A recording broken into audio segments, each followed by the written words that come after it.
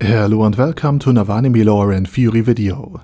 I'm Shergok, your host, and today we are going to take a closer look at Zeshi Zetsumai's Scythe, Charon's Guidance, and why this item might be not only extremely valuable because it's the Scythe of Surshana, of another player, but why it could also tell really something about the player itself in the right hands of the right Overlord.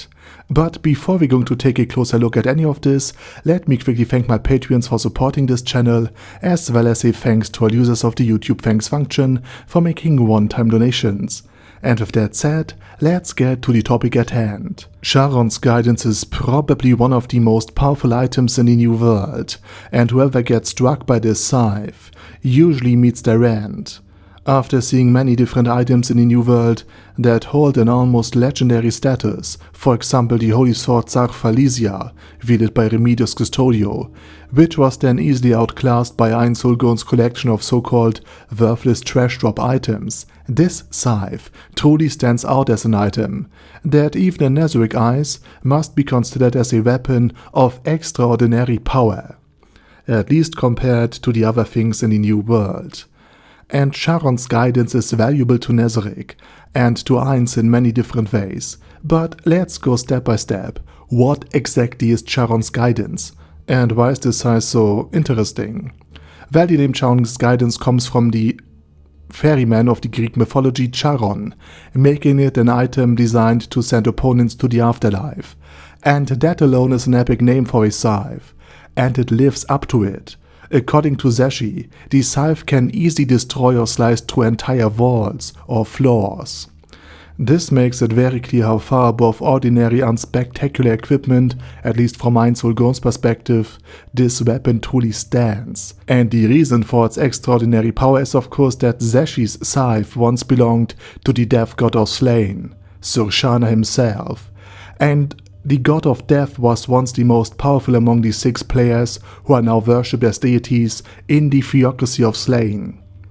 And Slanes still has an entire treasury filled with relics from its founders, which are usually guarded by Zeshi Zetsumai herself, the strongest godkin of the theocracy. And even Clementine, who was extremely fast and agile, knew better than to face Zeshi, just to try to steal one of those items. That said, just because Charon's Guidance was wielded by Surshana, and we know for sure that he did use the scythe, doesn't mean it was necessarily the strongest weapon that he or the other players had.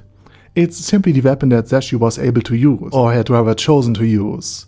And we know for certain that Surshana wielded it because Zeshi has a special ability, psychometry. Simply put, this skill allows her to use the ability of anyone who previously wielded the item. That means as long as Zeshi holds Surshana's scythe, she can unleash his most powerful ability. The goal of all life is death, eliminating any opponent with a single strike. And even though Zeshi's character build seems rather incoherent and structureless, the Scythe of Surshana and the tremendous advantage of being able to eliminate anyone, including robots, golems, or even undead, after just 12 seconds, is so significant that it outweighed her messy build.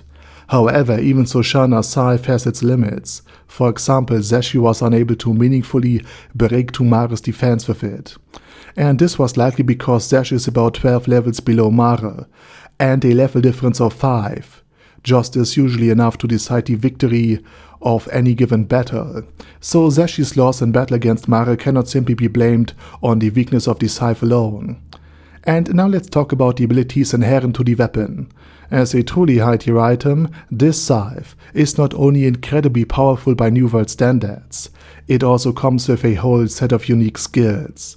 And the first ability worth mentioning is the power to summon the undead, fitting for the scythe's Greek theme. It can summon Spartiates, undead warriors inspired by the soldiers of Sparta, to the ability called Hand of Glory, and the scythe can summon up to 30 of them, although only 5 can actively participate in the battle at any given time. And here, to be honest, I became very attentive. After all, even Einsolgon with his most spectacular spell could only summon 5 Dark Young at a time. So while you can summon demons in great numbers using Armageddon Evil, or through the summoning skills of the evil lords.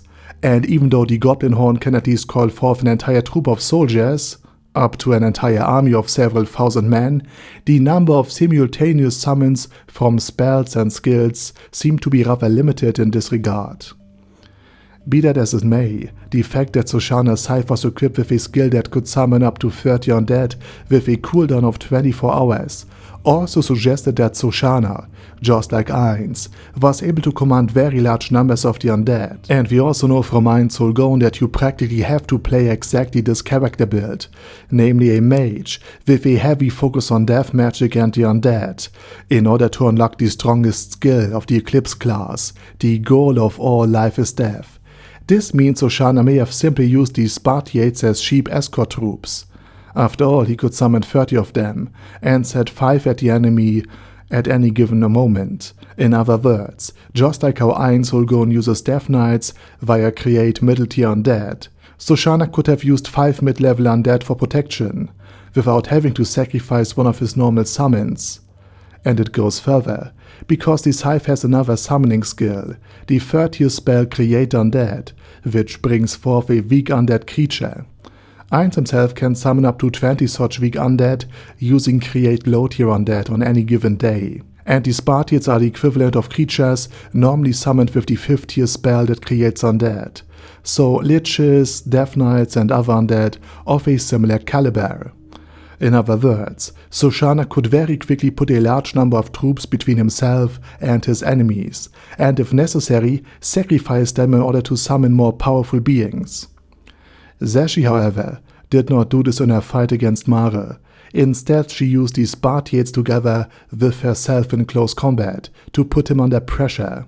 Next there was the 8th tier spell Death, which Zashi was able to use twice within 8 hours. And this spell instantly defeats any living opponent who cannot resist it. However, automatons like Shizu Delta or undead like Yuri Alpha are completely immune to this kind of magic. And I find it interesting that Surshana thought it necessary to imbue this Scythe with this type of magic, this basic death spell, especially when you consider that Ainz Soul Gone, who had a similar build, already had access to 2 9th tier spells that also deal with death, or rather dish out death, True Death and Grasp Hard. It could be that Surshana was missing exactly one such spell in order to unlock the Eclipse class, or perhaps since the Spartiates embody the theme of a warrior state, Surshana wanted to focus more on close combat, outsourcing as many magical and necromantic skills as possible onto his equipment. Moving on, the next ability is Undead Flame. This skill cloaks the user in ghostly fire and damages anyone who comes into contact with them. This also suggested that Surshana was more of a melee fighter, because otherwise, an aura like this would make little sense if you fight on the distance. But since the aura also deals negative energy damage, it might also have had a healing effect on Surshana. Next is the skill Undead Avoidance. This protects the reader from mindless undead zombies and skeletons. Or to stay with the Greek theme of the Scythe, it protects the ferryman Charon from all of the low-level undead that want to go back, while he journeys across the river Styx. And I find it interesting that Surshana, after all an undead overlord, at least from what we know, considered it necessary to protect himself from weak undead. This again suggests that he could summon countless numbers of them, or was at least regularly in contact with them, but wasn't able to control all of them at any given moment, because otherwise, this skill slot in this weapon would have been wasted. And we know that there's a spell called Armageddon Evil, which allows the caster to summon countless demons, though they are very difficult to control, and would also attack allies, or just random things. Now Ainz and many other players considered that to be less important, since these lesser demons were usually summoned only to be sacrificed themselves immediately for a stronger and more potent being. And I think Surshana may have had similar spells to Armageddon Evil, and would have risked his undead potentially turning against him, but also wanted some protection while he was casting another spell. Next there's the spell called Disease, which, as the name suggests, inflicts a sickness status effect. Unfortunately, we have never actually seen the illnesses or plagues appearing in Overlord, so this is probably just a debuff. Then we have the spell Sleep to the Undead, which, as the name indicates, works specifically against the undead. It's basically like the spell Turn Undead but from an undead perspective, because with a certain chance, it can destroy them outright, without even checking their stats to calculate resistances against the spell. Again, another skill designed to neutralize large numbers of undead all at once, which again is interesting. Then there's also the spell Evil Eye, and just as Kishirika Kishirisu from Mushoku Tensei grants numerous demonic eyes if you help her, this skill grants magical gazes with different effects. Exactly which ones we don't know yet, since it hadn't been shown, but it might be something like the far side possessed by a certain member of the Black Scripture of the Slain Theocracy, the ability to see across thousands of miles. Finally, Scythe possessed the skill Death Mask, and this skill enhances one's own debuff abilities while simultaneously providing protection against various gaze-type effects. In other words, Surshana likely could not be easily observed from afar, and even if a beholder with its anti-magic eyes would have been gazing at him, this skill specifically protects from any gaze damage taken, so it would be completely powerless against him.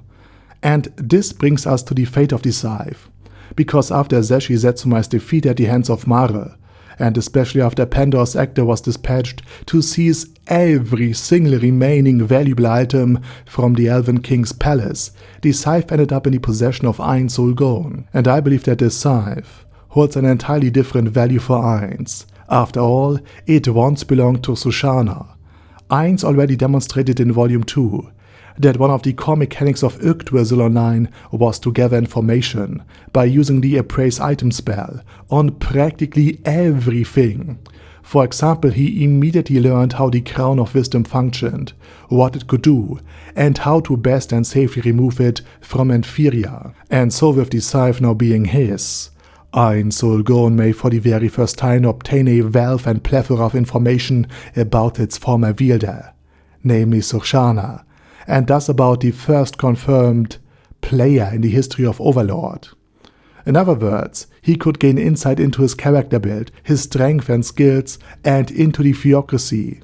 And even if Ein Sulgon Appraise item spell is not enough, with Wish upon a Star, he could still extract a huge amount of information about the enemy that he is currently trying to annihilate, the theocracy of Slain. And with that said, now it's your turn. What's your opinion on the topic and on today's video? Let me know it down in the comment section.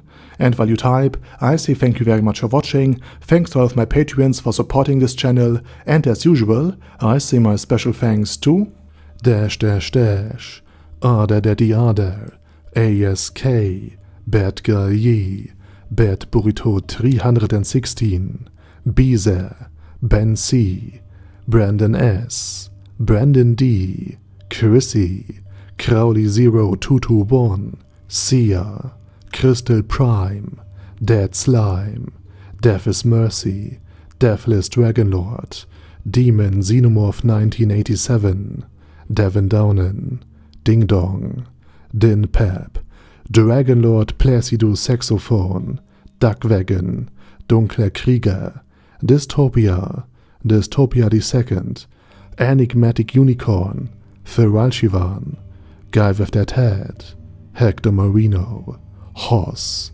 Haster, Jacob G, Jana B, Jason, J. Morris, Chromius, Kyle R, Lee K. Long, Legendarius, Le Louche Britannia with a Mustache, Lexus Fox, Lord Nishikian Rai, Lord Touch Me, Loverazor, Merowek, Mr. Shoes, Mr. Tweaker, Michael R, Michael Y, Nope, Oh Hell No, Normal Toad, O'Kill, Overlord General Gasper, Paddy Pentum, Personage, Ruru, Primus 11, Rhinomere, Q&A Caracos P, Shergox's Daddy, Shadow Lightning Wolf, Shrine Keeper, Sir Axolotl, Super Tier Magic Batista Bomb, Supreme Cheese, Staris, Ted,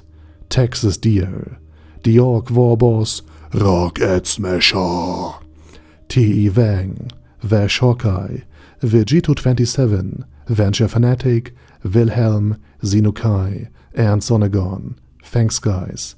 Anyway, have a nice day, and I hope to see you all again soon on my next video.